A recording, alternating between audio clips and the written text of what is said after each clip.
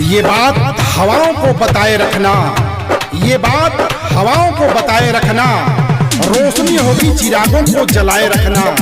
लहू देकर जिसकी हिफाजत हमने की, ऐसे तिरंगे को सदा दिल में बसाए रखना, सदा दिल में बसाए रखना। झंडा के तीनों रंग देखा, झंडा के तीनों रंग देखा, झंडा के तीनों रंग देखा, झंडा के तीनों रंग देखा। देशवा में लहर रहे, बापू आइल रहे गो, आगे गुजर गए हाय। बापू आइल रहे गो, आगे गुजर गए। झंडा के तीनों रंग देखो, देशवा में लहर रहे, बापू आइल रहे गो, आगे गुजर गए हाय। बापू आइल रहे गो, आगे गुजर गए।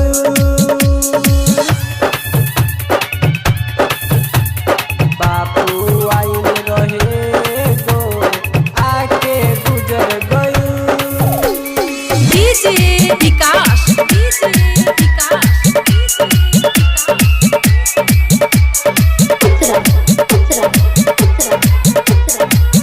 Music by Kunal Chhaila. देश में आतंक फैलल, हाय रे हमार जनता, जिंदगी बोझ भइल बा अब तो, फिर से तू ही आजा,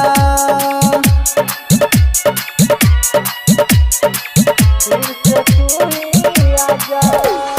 देश में आतंक फैलल, हाय रे हमार जनता, जिंदगी बोझ भइल बा अब तो, फिर से तू ही आजा, फिर से तू ही आजा।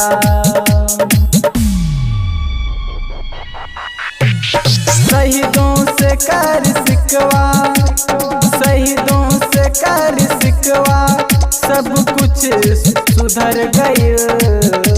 बाबू आइल रहे गो, आके गुजर गए हाय। बापू आइल रहे गो, आगे गुजर गए।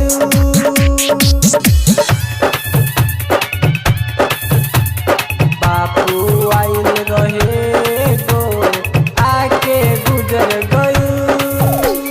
DJ Vikas, DJ Vikas, DJ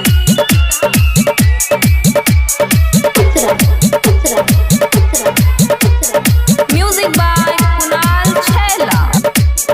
Kashmir बसब के प्यारा, भारत के दिल के धड़कन, बच्चा जवन सले तारे, भारत माँ के नारा।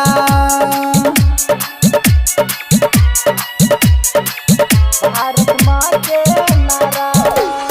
कश्मीर बसब के प्यारा, भारत के दिल के धड़कन, बच्चा जवान सब ले तारे, भारत माँ के नारा, भारत माँ के नारा, भारत माँ के नारा।